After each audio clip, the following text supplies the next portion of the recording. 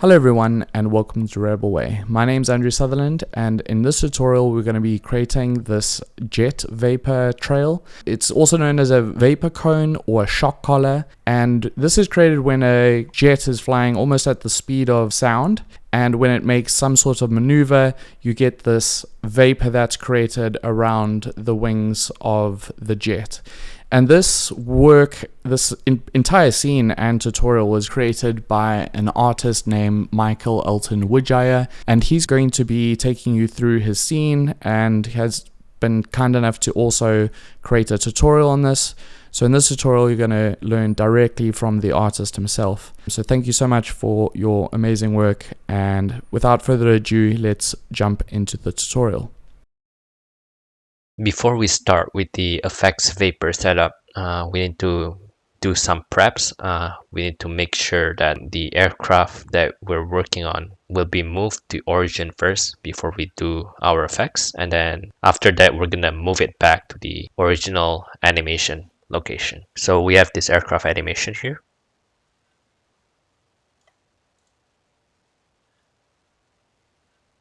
And then what I will do is take the aircraft here in front and then making sure it's a normal polygon and calculate the velocity.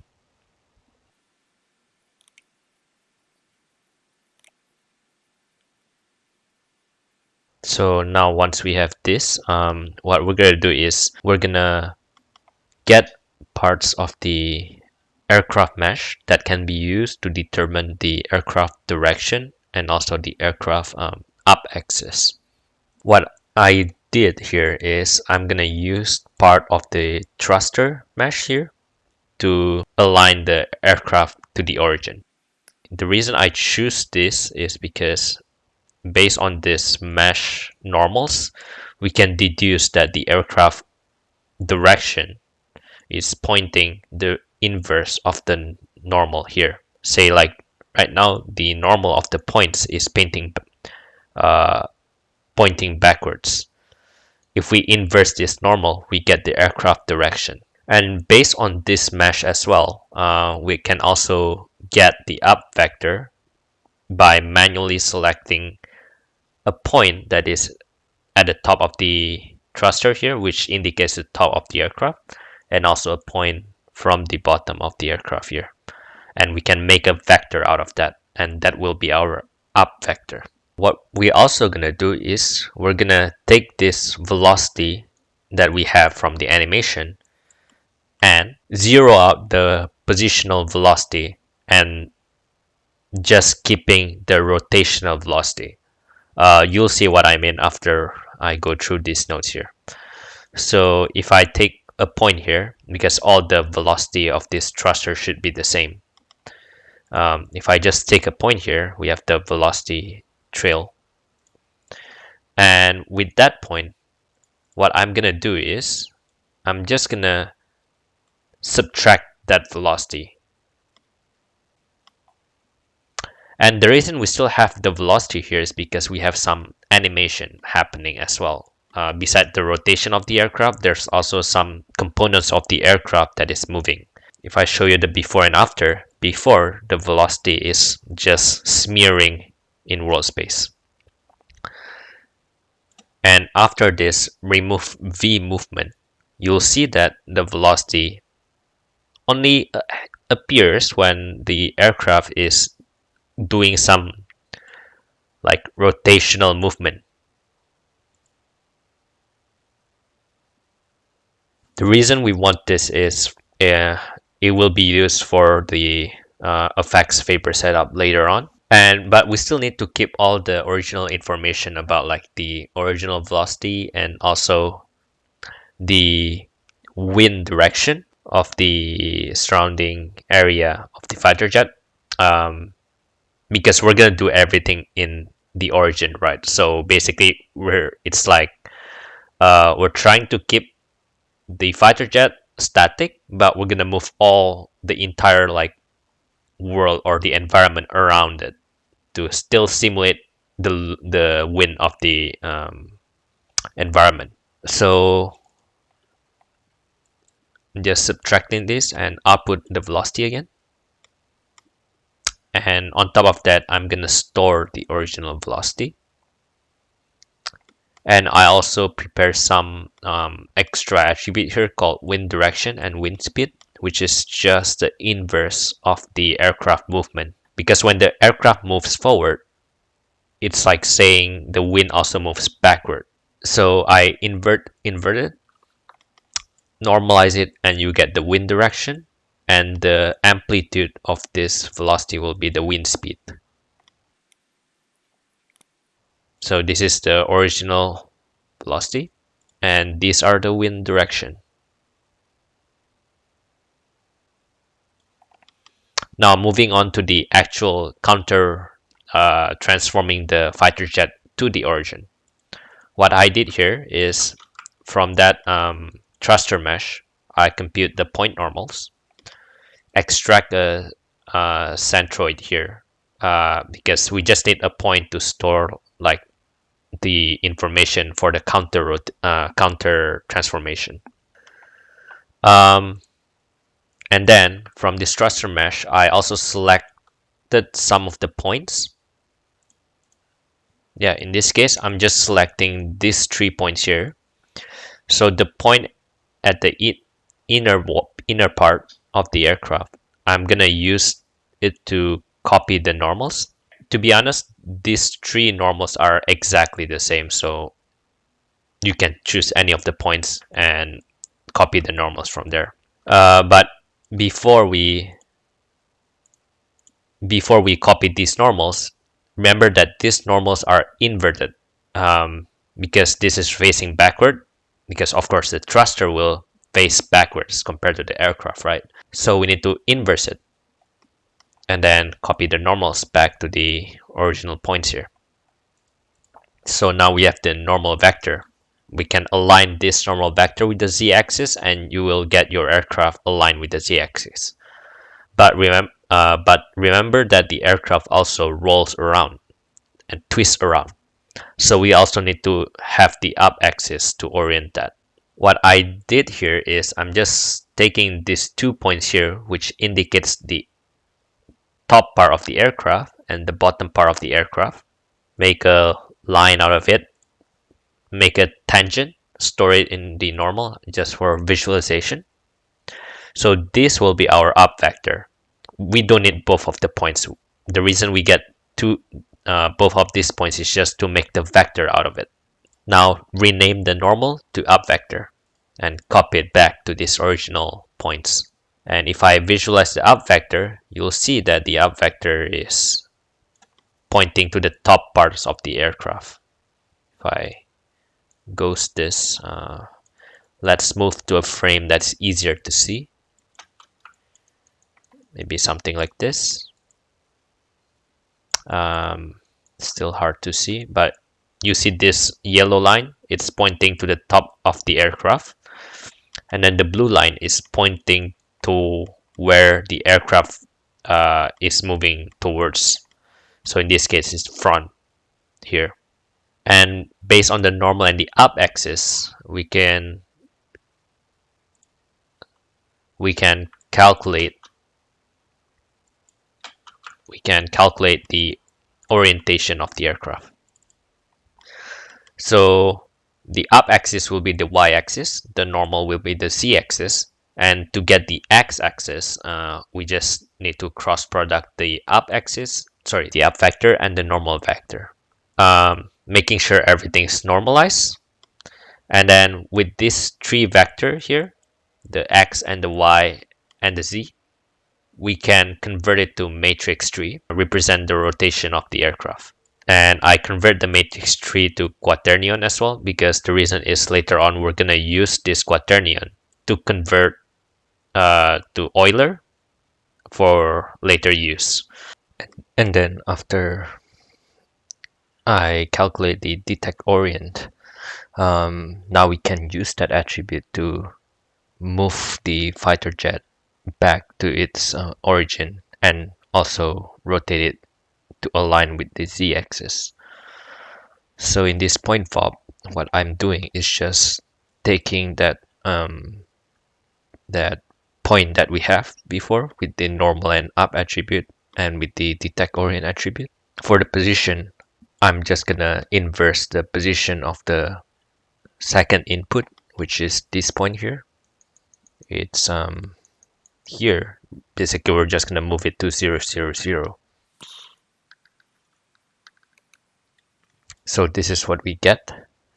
And then for the rotation part, we're gonna take the detect orient, convert it to matrix tree and invert it and apply it to the position by multiplying it. And you should get the fighter jet aligned with the origin.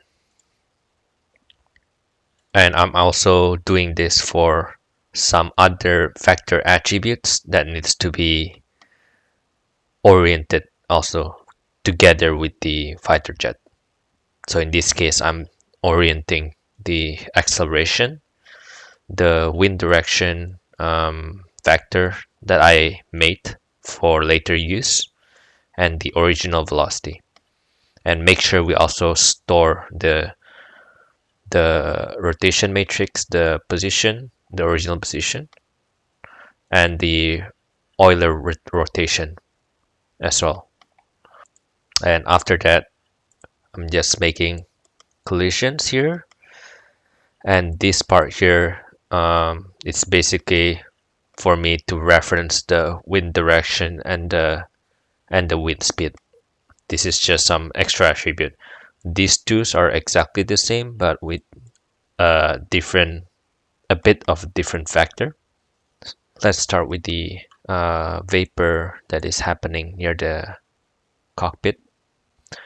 So what I did here is I isolate this point here at the this part of the aircraft, and then I just make a curve out of it, and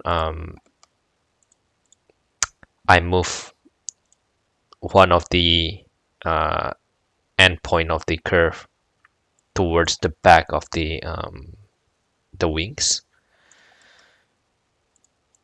and then I resample it, move it up, set a down factor for a projection, and then I reproject it back to the original aircraft mesh.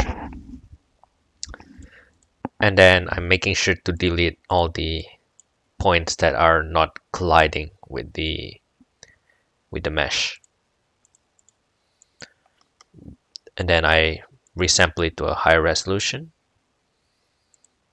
And then now I'm starting to make trying to make a shape out of the vapor and how it should like move along the surface of the aircraft. I'm doing this just based on the curve view, basically. At the base here, the curve shouldn't move that much because it should be attached closely to the surface of the aircraft. But the more you get to the back part of the aircraft here, it should get more and more detached from the surface. And then I smooth it out, and then I calculate the p-scale from the difference between this curve and this curve. And you should get something that looks like this.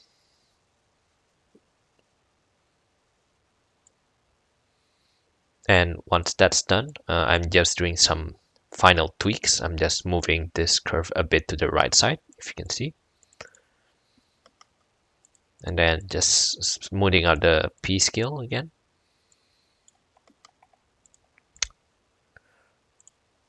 And then I resample it to a higher resolution. And then this part is optional, but this will give you a bit more dynamic, because instead of having the vapor to always stay where it is right now, it should move based on how the aircraft moves as well. So it should leave like a well, it's not really a smoke trail, it's a vapor trail, but it should trail a bit at the back. So how do we achieve that is by just offsetting the position a bit based on the velocity of the aircraft. You don't see much here, but when you play it in the actual animation, an actual shot, you'll see that it's a bit more dynamic. Once that's done, I'm just making 8 copies of the same curve, and we're gonna use this curve to make this spiral here. What I'm doing is just I'm taking the curve view that we have, and then based on that curve view, I'm making a sine and cosine waves out of it, and I also make a mask like based on the sine and cosine. So like the outer part here and the inner part, we have a separate mask. In that way, we can have more control on which part should have higher density and which part should have lower density. In this case, I want the inner part to have lower density and the outer part to have higher density. I also make a second spiral. They both have the same setup. It's just that I want to fill the vapor inside so that it's more solid. And now we have this.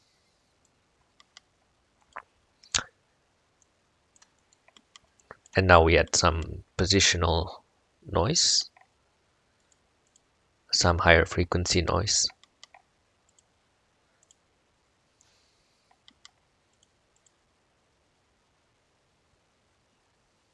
And then after that, I'm just making sure that we have the velocity based on the tangent of the curve. So it should move like in a spiral as well. And then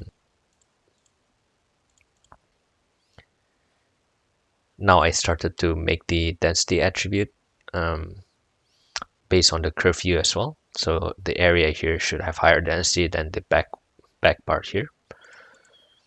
Rasterize it, just visualize it, and you'll see that we have a pretty nice vapor. You can see there's a bit of like nice pattern here at the base of the vapor.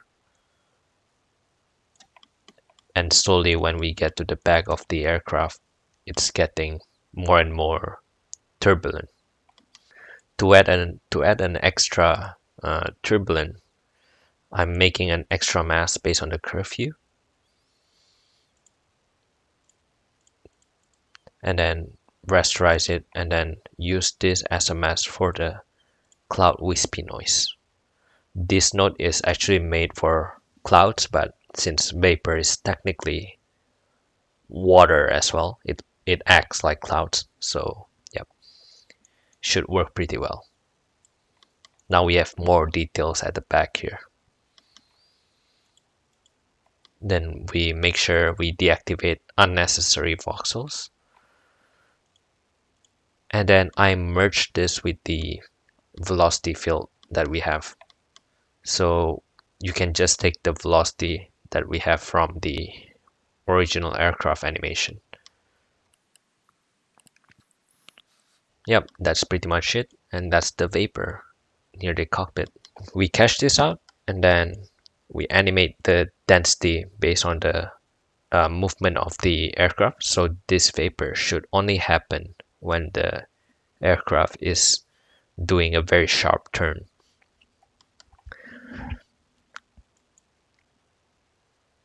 And then once that's done, I'm just repositioning it back to the original animation.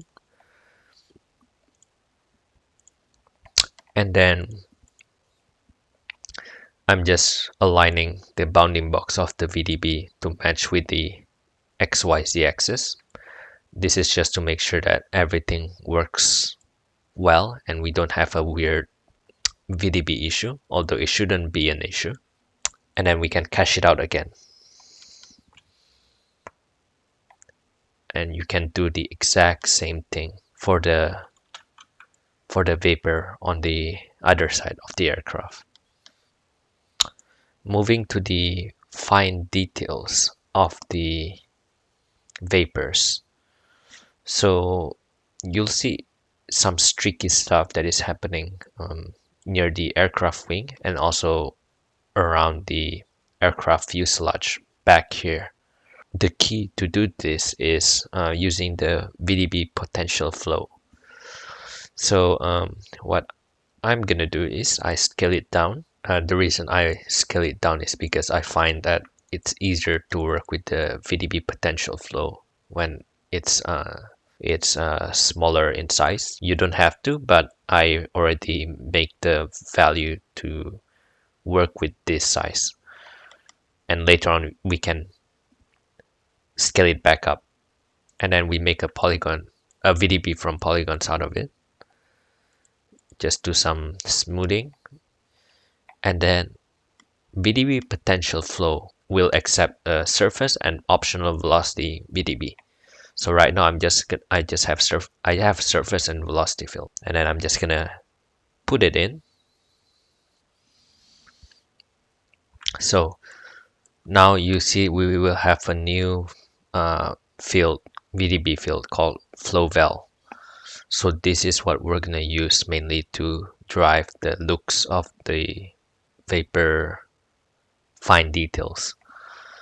Right now you don't see much is happening, but if I just take a volume trail and maybe just scatter some points,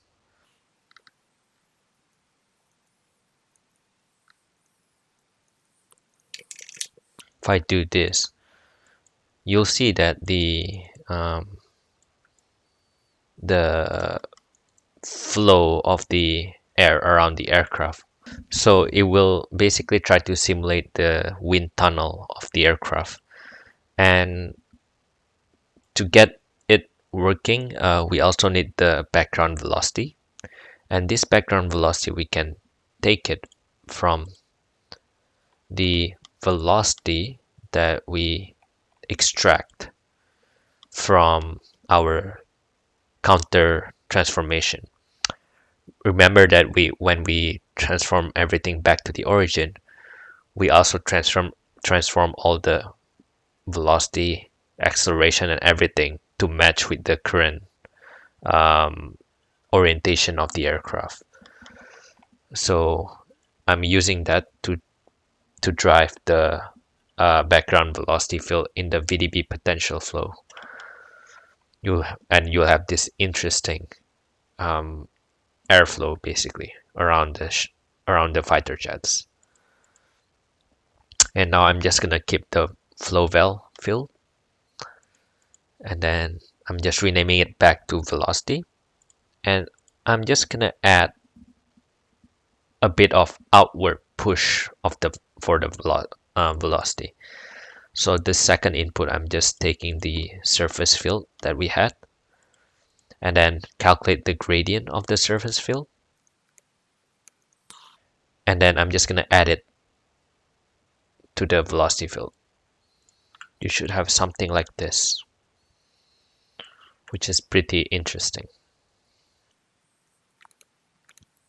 Now we're just going to smooth it out, smooth the velocity and add some curl noise to the velocity. And now we're done with the field. Next, we can focus on where to emit that streaky pass.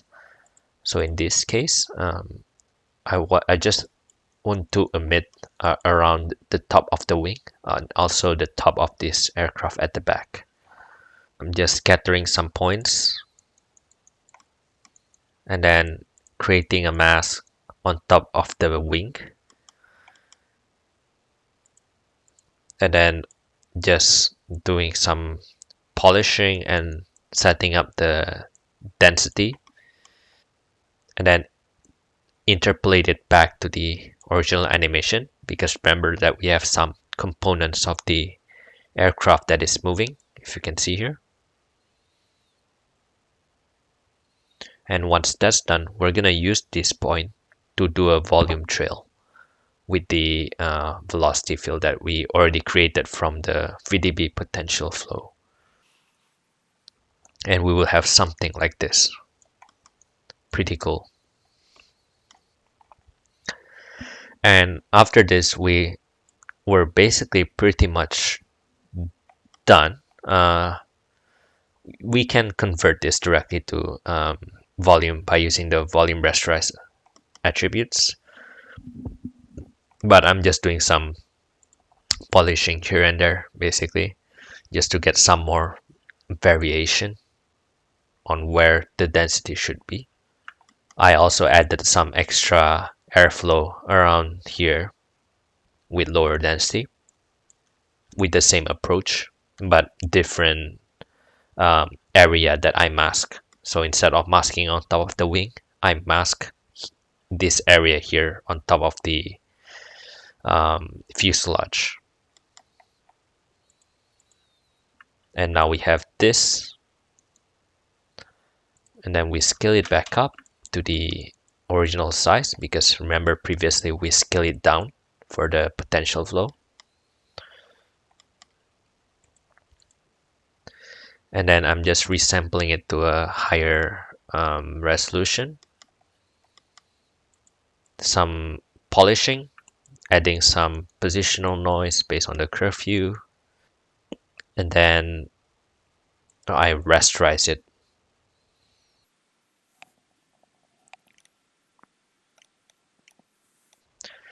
And now after that, I'm just doing some final VDB stuff here, and then making sure that we keep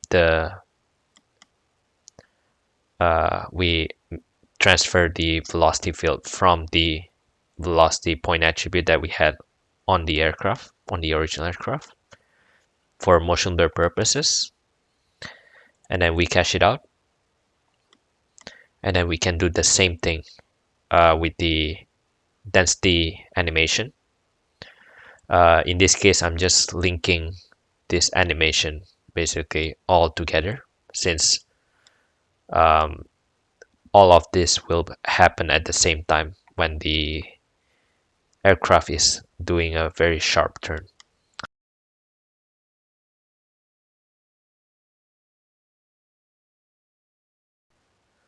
For the vapor cone, I'm starting it with a tube, and then I'm just doing some modeling, just transforming, extruding, clipping the bottom part here, and then fill it back up.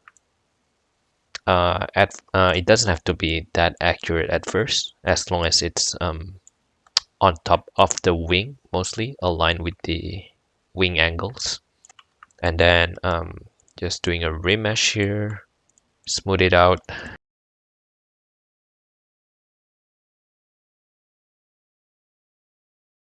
And make sure we copy the original velocity, and then convert it to a volume.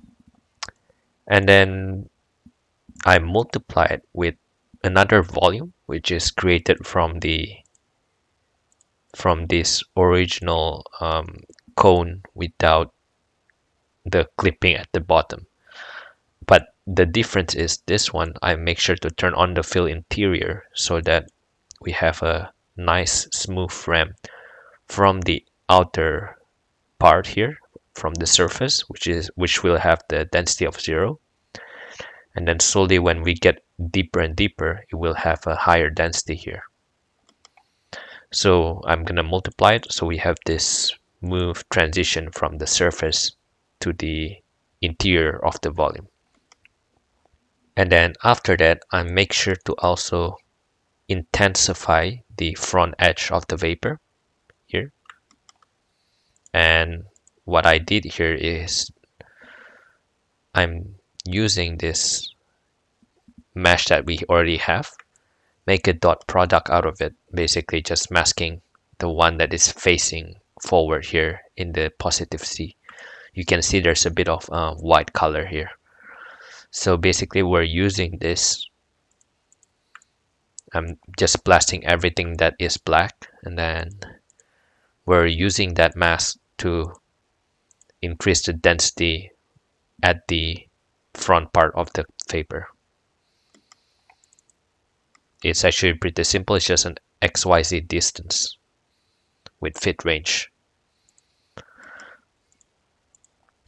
And after that, it's just some more extra volume manipulation, nothing special. And then there's some polishing as well here. So I'm just making sure that the edge of the vapor cone here is right at the end of the wing instead of this, because this is too big. So I'm just masking it out. And then on the y-axis as well, I added some like nice ram. And then the last part is just a very low frequency noise. So this noise will be animated as well. So it will be a very like flickery effects, because aircraft moves super fast and this effects happens also super fast. And then after that, I'm just making sure that we deactivate everything. And here, I'm just doing some final touch. What I did is I'm just displacing the volumes a bit. It's, to be honest, it's a bit hard to see, but it's definitely there. And then after that, I deactivate it again.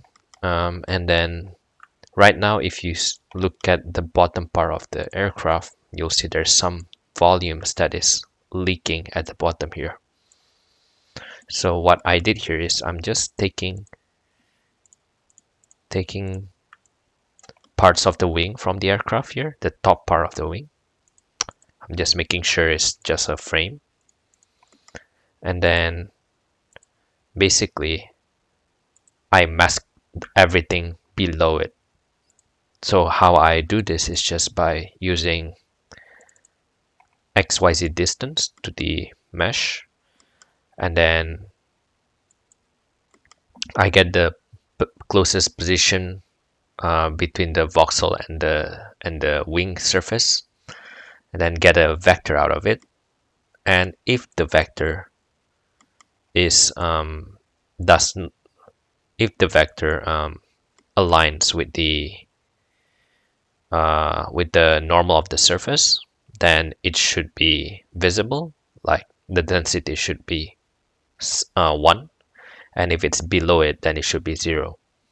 Then once that's done, that's pretty much it for the cone. Just doing some final post process, and then we should have something like this.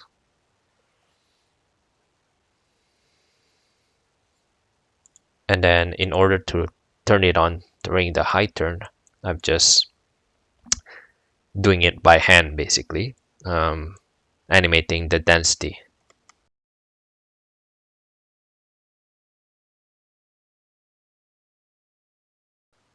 To render the scene, I'm gonna use the Karma renderer in Solaris.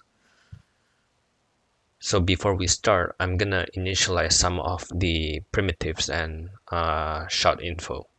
In order to do that, I drop a configure layer node and check these 4 boxes to set up the start frame, the end frame, and the frames per second. And then I just drop a primitive node and just populate the scene graph with some of the basic primitives, where I will store all the geometry and the effects. Also the materials here. And the second part is I'm gonna import the camera. So I'm using the scene import cameras, and if you check the parameter, it's actually referencing the object from SOPs. So before I reference the camera, what I did here in the SOPs level is importing the camera using the alembic. So just go to the file, import alembic scene, and make sure to choose the camera alembic file. Once you click import, you will have this, and you can use this node for in LOPs.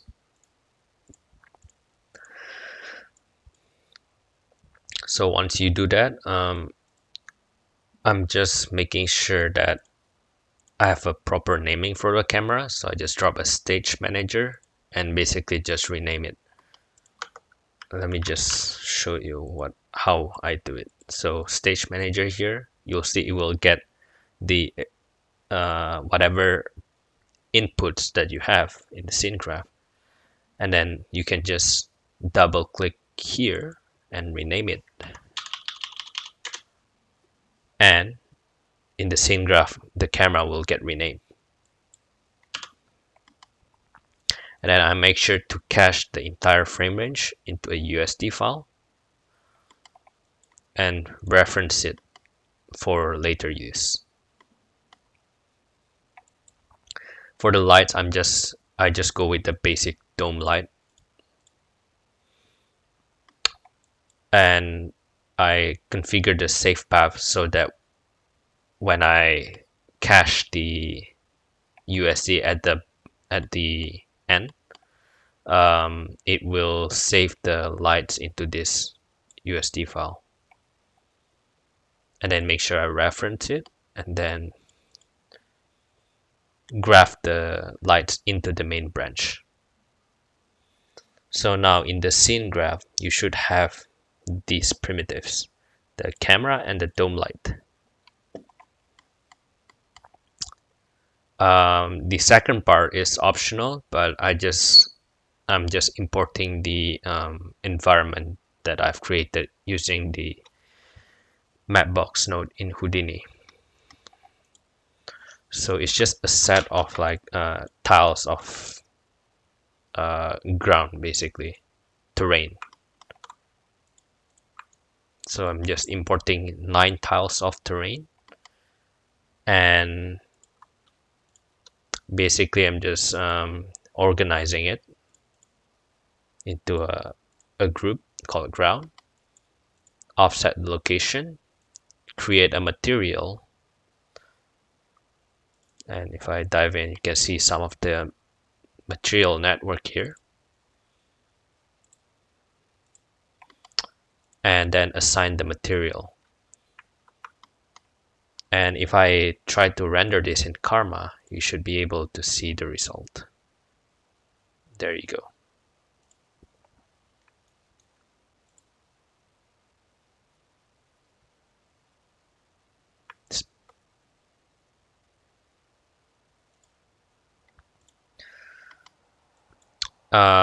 There's an option as well to disable stuff in the viewport if you don't want to see it in the viewport. This is very useful when you have a very heavy scene. And then I graph the grounds into the main branch.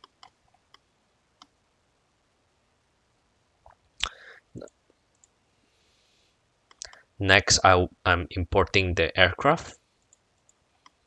So I'm just like referencing the aircraft, make some groups for shader assignment here, make some collections, sorry, not groups, and then create the material, and then assigning the material based on the name of the primitive or the collection that I've created. Once that's done, graph it, and then the next step is to import the vapor effects. So importing into the LobNet is actually pretty simple. We can just use the volume node, and then just put the VDB file path here, and make sure to sample the entire frame range so that it doesn't recalculate the scene every time you scrub through the timeline. And then I'm just cleaning up the vapors scene graph, making the material, and then assigning it. For the material of the vapor, I'm using the same material as the cloud, since vapor is technically just a condensed water, same like clouds. So if you check the material network, dive in, it's just a basic Karma Pyro shader with density scale set to 10 and some anisotropy and secondary anisotropy with some extinction falloff. This is actually mostly the basic setup that we have if you drop a basic cloud shader. I think it's called Karma Cloud Material. So if you dive into this, you should see that all of this parameter has been set properly. And I'm using the secondary anisotropy for the extra specular highlights of the clouds. So very basic material, and then I'm just assigning it to the vapor. One more thing that I found pretty useful is you can check if the primitive has materials by going to the settings here and make sure to check the material here, and you should be able to see that this primitive has a vapor material assigned to it.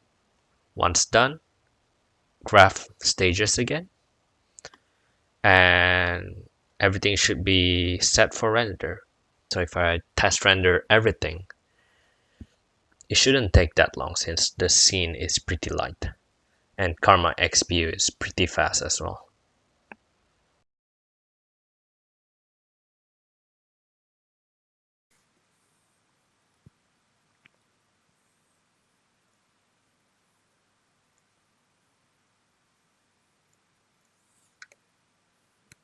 So for the render settings, I'm using the Karma render settings node, and I split it into multiple qualities. So I have the low quality, mid quality, and high quality. The only difference between all of these four is just the path trace samples: 64, 128, and 256. And then I drop a switch node in order to be able to switch between these quality, and basically I link the switch input to the quality variable that I set in the context options editor. So if you go to the context options editor, this is something like the Houdini aliases and variables here, where we set like some variable that we can use for caching and for other stuff to keep things in relative path. But the difference is this is only being used in the stage or lobnet. It's pretty easy to set up. So in this case, the switch quality, I want to have the option to choose between the string LQ, MQ, and HQ. So I just click add, and then click on string menu, and then rename the label to something like maybe like quality 2, since I already have quality. And then the first item, in order to edit the item, you click the variable that you want to edit, and then click this pen icon. Here you should be able to rename the options and also add more options. So in this case, the name will be LQ. The value will be, if the name and the value is using the same string, you can just click this, automatically generate values. So you don't have to type things twice. You don't have to do like LQ, LQ, MQ, and then MQ again. It'll be too much work. So you can just automatically generate values. And now we can use this variable in the lobnet I will delete this again since I already have this quality variable. So right now I'm setting it to the medium quality.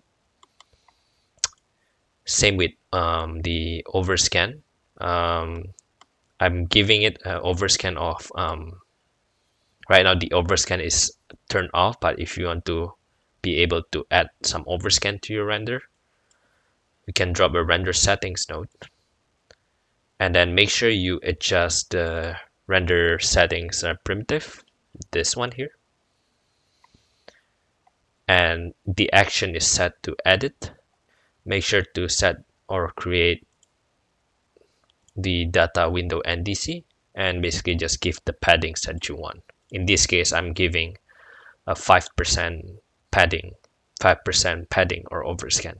Once that's done, now I'm just splitting some of the render passes.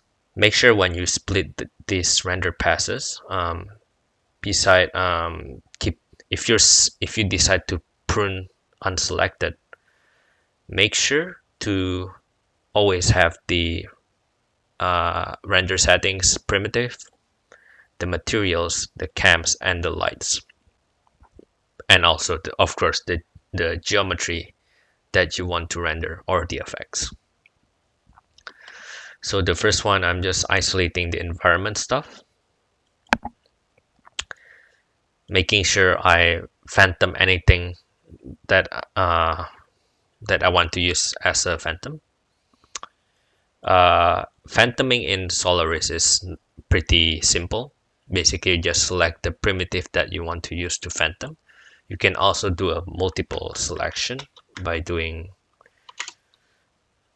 separating the next primitive with a space, or you can optionally use the wildcard or collections as well. And if you scroll down a bit, you should be able to see this render visibility. By default, it's always empty and it's always set to do nothing. So make sure to set or create and click this drop down menu and then invisible to primary rays or phantom. So this should phantom the object. So that's for the ground. And basically I'm just doing the same thing for all the other layers. The aircraft only, the other aircraft, and the vapors. Once that's done, I put everything into a switch node again and link the input to the pass variable that I set in the context options editor here. So this way, if say I want to check the ground, then I can just select the environment ground pass here. Or if I just want to check the vapors, then I can select it here and it should take the proper input. So before we actually start rendering, I'm just making sure that I have everything set up for the variable value in the context option editor. So in order to have Houdini to do the switch automatically, say like first render the ground and then second render the aircraft and then so on and so forth, we can use the top or the PDG in order to do that. So let's go to the top net for a bit. So in the top net, I drop a wedge pass, and then I'm creating a variable in the PDG or top net called tops pass. Make sure the wedge is it's linked to the values here, since we're gonna wedge based on how many switch input that we have. So in this case, we have environment ground, aircraft, another aircraft, and then two vapors. And then this filter by expression, this is optional, but say you just want to render the aircraft only, you can do that by filtering the input. So basically it's saying that if the tops pass is equal to this string, so maybe like environment ground, it will just render the environment ground. It won't render everything else. So to check if it's working or not, you can try to right click and then click dirty and cook this node. And you should see that in the wedge pass, we have 5 work items, which is based on these 5 values that we added here. But once it goes through this filter by expression, you only have 1 work item, since we only filter everything that has the name environment ground. I'm gonna bypass this since we don't need this at the moment. We want to render everything. And the last part is to just rob fetch. So this rob fetch will be fetching from the USD render rob in the lobnet. So here I have a USD render rob, and make sure that the render frame range is set from stage, which means that whatever frame range that we set at the start of the setup here in the configure layer, we will use this for the render frame range. And then make sure the render settings is being taken from the render settings primitive. So this render settings primitive will be based on whatever quality that we choose here. Once that's done, before we send it to render, we need to make sure that this topnet variable has a way to talk to the lob network here. To do that, we just need to make sure to link this passes here, the tops pass variable, into the lobnet. And it's pretty easy to do.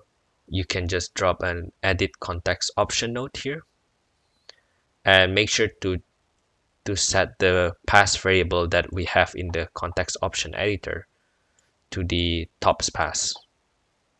And then this second part is optional, but I just want to make sure that the quality is always set to mid quality, and we use in this case I don't think we need overscan, but if you want to, you can. And once that's done, now you're ready to render. So if you just want to render one thing manually, you can just render it from here by clicking render to disk. But if you want to render all the layers here, all the passes, then you use the PDG or the topnet, and you just dirty and cook this node basically. Then this will render all the elements that you need. Alternatively, you can also have the render being done separately from the USD stuff. What I mean by that is, instead of rendering the final output directly, you can choose to just export the USD file first, and then you will render the USD file separately.